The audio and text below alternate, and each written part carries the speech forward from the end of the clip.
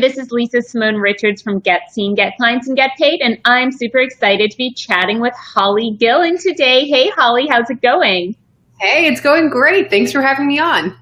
So Holly and I met back in probably earlier this year in March or April or so when I was doing my summit.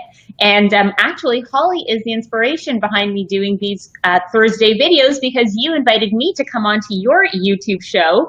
So Holly, why don't you tell us a little bit about yourself first so everyone knows what they're getting into, and then tell us a little bit about your show too. Give it a little plug because it's totally worth it. I am Holly G, your go-to video gal, and what I do is I empower online entrepreneurs to go from confused to confident and from fearful to fearless on both sides of the camera. And I do this by teaching them the skills that they need to create not just video, but business cinema. And business cinema is the way that I describe the next level video. So that's video with a plan, a purpose, a system, and a strategy, not just creating video for the sake of creating video, but actually creating videos that help move your business forward. And I host a show on Tuesdays and Thursdays at 2 o'clock, Thursdays, 2 o'clock Eastern Standard Time, called Business Cinema Live, where I talk exactly about business cinema tips, tactics, and training. So I do all sorts of things, and I have guests come on every once in a while. Like Lisa was saying, I had Lisa on for my show a couple of weeks back, and we had a blast. So thank you so much for having me on. I really appreciate it. I'm so psyched. Well, you obviously know so much about video, and I have a few questions in mind that I would love to add in at the end. But these are just really casual conversations where, I kind of get to pick your brain and learn from you. So I'm just going to ask a super basic question and let you point me in the right direction. Yeah. Where do we even begin with video to get clients? There's so many options between recorded video, live video, what kind of style we use, what equipment we use. Like, bring it all in from the get-go for me. So where do you even start? First things first is you must lay like a solid foundation. And that all starts with making sure that you're feeling comfortable and confident in front of the camera, especially if you are going to be representing your brand on camera and your business. So first things first, always starting with you, which is the foundation and the base, because all of the other things they are not even relevant if you're not ready. So first and foremost, make sure you're ready. And the easiest way to get ready is practice. Video is a journey. And I always say, like, you got to be constantly building your video muscles. One of the other analogies that I like to use is like videos like riding a bike. You have to get on. Maybe in the beginning, you need training wheels or, somebody like me to hold your hand and help guide you so that you can start feeling more confident and comfortable looking into the lens and speaking to it as though it is your most favorite person in the whole wide world. That takes a little bit of time to kind of build up. So once you've done that, then you can be popping wheelies down the street. That's the best description. Awesome. Yeah, and then after that, obviously there's tons and tons of other things that you need to take into consideration. But one of the most important things is, first and foremost, your why. So why do you actually want to create video? What are your video goals? Always wanting to begin with the end in mind. That's what business cinema is all about. Figuring that out, then figuring out who your audience is. So who are you creating this content for? Having a full understanding of, your audience so that you can create content that actually is going to resonate with them. Then, what kind of content are you creating? So what are the frequently asked questions that people are asking, or what, if they're not asking those questions, what should they be asking? So really kind of digging into your what as far as content is concerned, and then how. So doing like an assessment, like how are you actually going to make these videos happen? What's your skill level? What's your budget? What's your resources? And how much time do you have? So all of those things factor into the whole process. Okay, so that's an amazing breakdown. I'm going to take us back to the very beginning. Yeah. I hear myself echoing a bit. Oh no, let me grab my headphone. Okay. Live TV, gotta love it. La, la, la, la. Oh, but then it stopped. That's a good thing. Oh, okay, cool. But I'm going to put my headphones in anyway. Okay, awesome. The other day I was working in a co-working space and I had my headphones in, and then I realized that they actually weren't even plugged into a phone or a computer, and I was just walking around with earbuds plugged into nothing. That's hysterical. Okay, so let's dial it back for a second, Holly. So I know a lot of the people who are tuning in they know that they probably should be doing video, but a lot of them are scared, quite frankly. How do you get someone who's like, I don't know if I should be doing this, I'm not comfortable with it, maybe I should just blog instead? Like, what is that first step to get you to hit the record button? So first and foremost, stop being so selfish. It isn't about you. It's about, you got into business to help your ideal customer, right? They are struggling. They are waiting for you to help them with your specific area of expertise. And sometimes the best way to be able to reach those people, build relationships, and create connections with them is through the powerful medium of video. So what you need to do is take the focus off of yourself. And believe me, I've been there. I've done that. I have had those conversations where it's like, I'm on camera, but I'm outside of my body. Like, what are you saying? What are you doing? Nobody's even listening to you. You already forgot what you were going to say next, didn't you? Oh my God, that's the worst part when you're on camera. I'm like, oh, what was I going to say? Crap, I lost it. Exactly. So, having that whole side conversation, when you stop focusing on you and you start focusing on who you're going to help, because I guarantee you, if somebody came up to you at a networking event and was like, hey, so I have this problem. I know that you can help me with it. Can you please, share your information with me? Boom, you just snap right into it. You tell them what they need to know with no problem, smile on your face, feeling fully confident and ready to go. Well, you need to do the same thing for yourself when you're addressing the camera. You need to imagine that it is somebody out there who is struggling and they are just waiting for you to come to their rescue.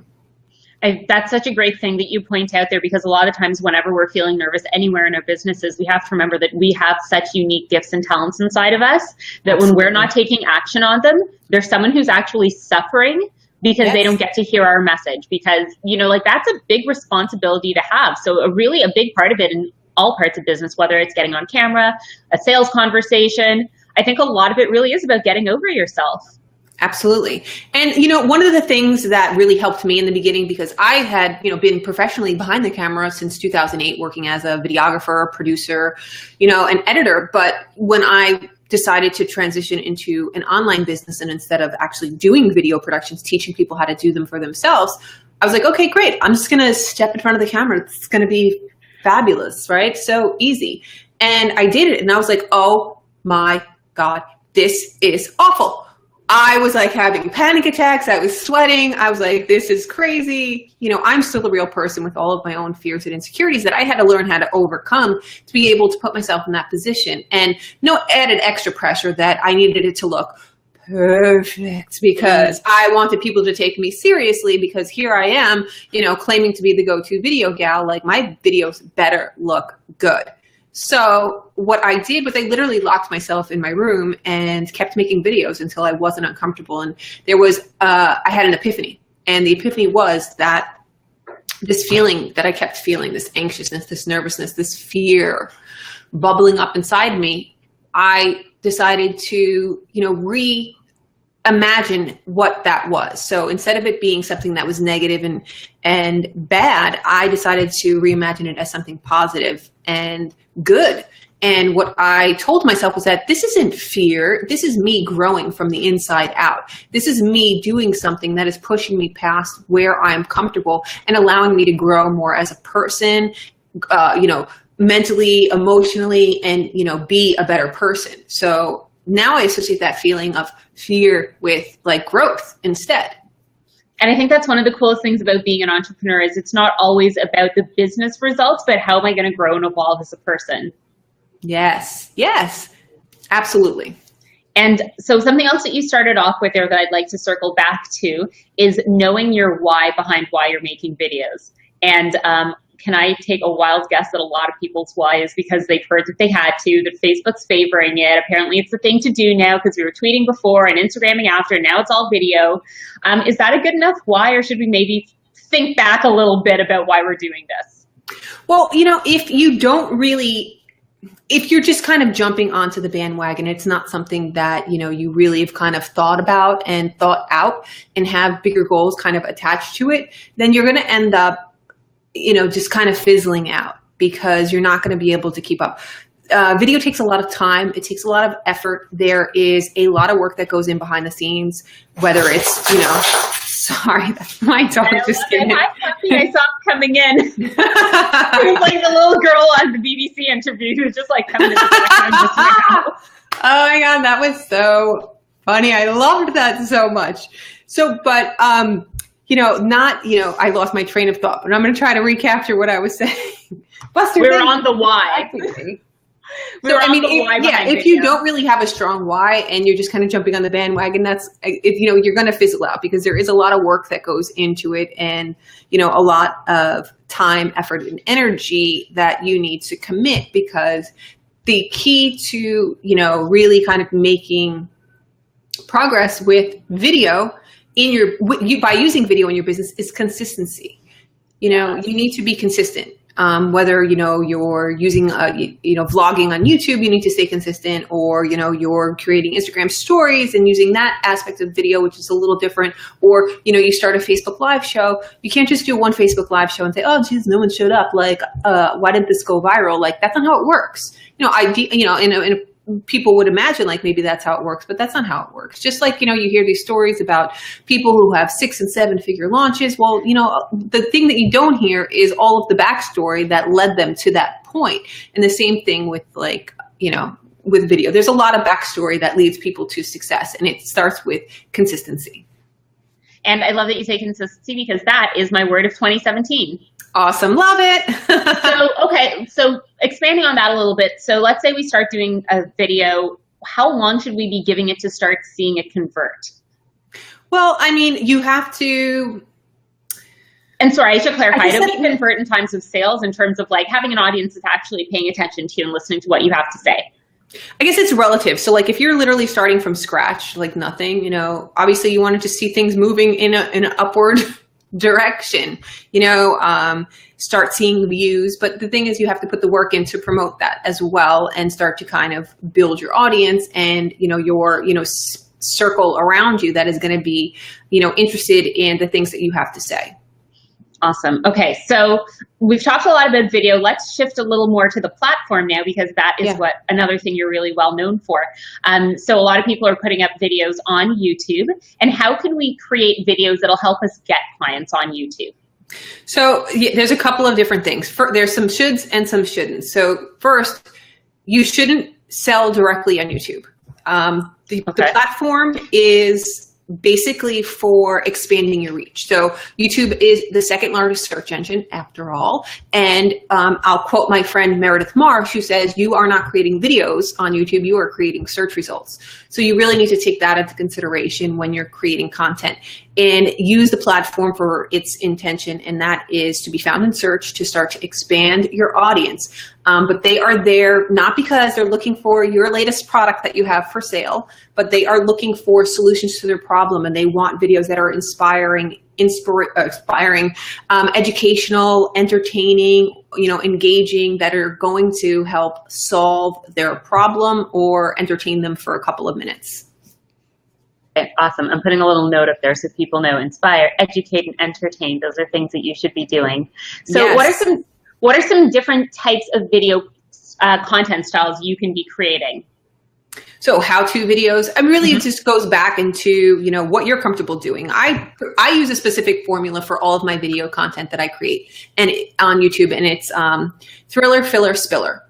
And basically what that means is thriller is what's your hook? How are you going to thrill people immediately? You only have a matter of seconds to capture somebody's attention. And in those seconds, that's when they determine whether or not they're going to watch the rest of your video. So, say something that's captivating, or, really kind of just shakes it up, or, really is something that is going to hook somebody in and make them want to watch the rest of the video. So that's the thriller. The filler is the value that you're adding. So the problem that you're solving. And I keep this usually to about 3 to 5, points. Mm-hmm. And then the spiller, which is your call to action. And this is where then now there's a sense of reciprocity, where you can then, now you've already, given them the value. So now you can then ask for something. Mm-hmm. Return. And depending on what you ask, it's going to be totally up to you and what your strategy is on YouTube. But you can ask for a like, you can ask for a subscription. Like, if you like this video, why don't you go ahead and subscribe it? You can share it with your friends, or, you know, it could be something completely different. So maybe you are talking to somebody, I'll just use myself as an example, and I'm sharing 3 things you should never do on YouTube. But I have a full PDF of 25 things you should never do on YouTube. So at the end of the video, I say, you know, those were just 3 things. I have 22 more things that you need to know that you should not be doing on YouTube. So if you want to check those out, go on over to blah, blah, blah, blah, and grab your free PDF. Blah, blah, blah, blah, best website ever. So, you know, and then that's where you can start to utilize some of the other features that YouTube has available for you, like cards and end cards and the title screens on the end and things like that. Okay, so I love that you bring that up, because that's something I started playing around with the other day, and I was like, I don't know what any of these means. I'm getting lost in, and I backed off and I just got out of it. So that inspires me to get back in there. Absolutely. But, you know, you really have to be kind of strategic about it, because YouTube, when people pop off of YouTube from your channel, so in order to be able to create let me rewind here. So in order to be able to create a link that leads to your website, you have to connect your website as an associated website in YouTube settings. Then you can create cards with that go to, you know, your url.com / wherever you want to direct them. And there's a way that you can do that. You have to like go into your domain settings and kind of verify that you own that domain in order to associate to your YouTube account.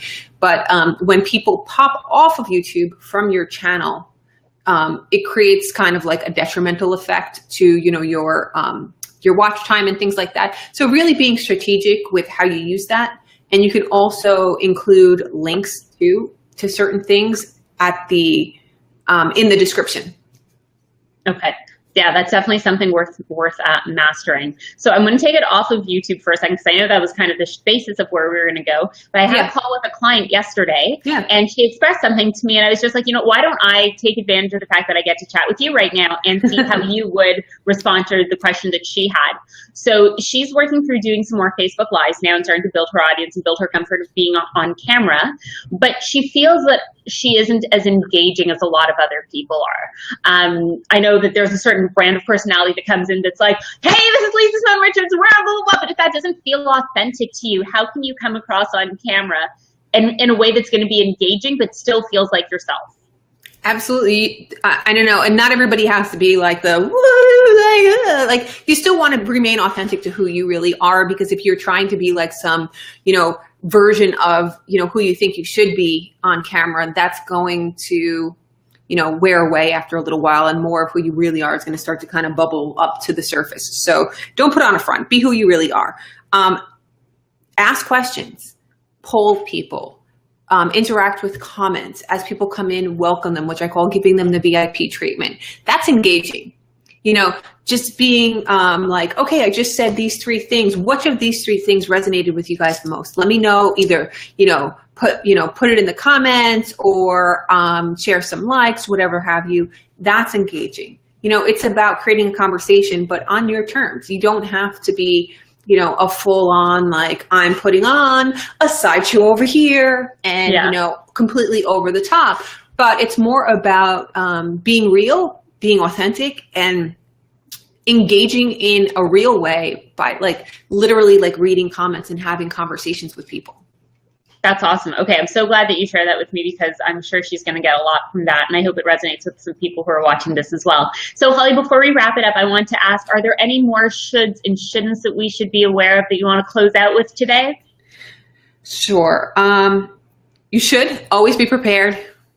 Always be prepared. Whether you're doing a Facebook Live, interview, video, for your vlog, course videos, it all goes back to pre-production. This is something that is a huge mistake that a lot of people make when they're just getting started, and they think, well, I am, going to jump on this bandwagon and I'm going to start making tons of videos and I'm just going to wing it. I'm just going to put the camera on and I'm just going to see what happens. Like, no, that is absolutely a huge misconception. 60 to 65% of the work goes in before you ever even hit record. So make sure you take that into consideration. And with everything that you do, there is some sort of preparation.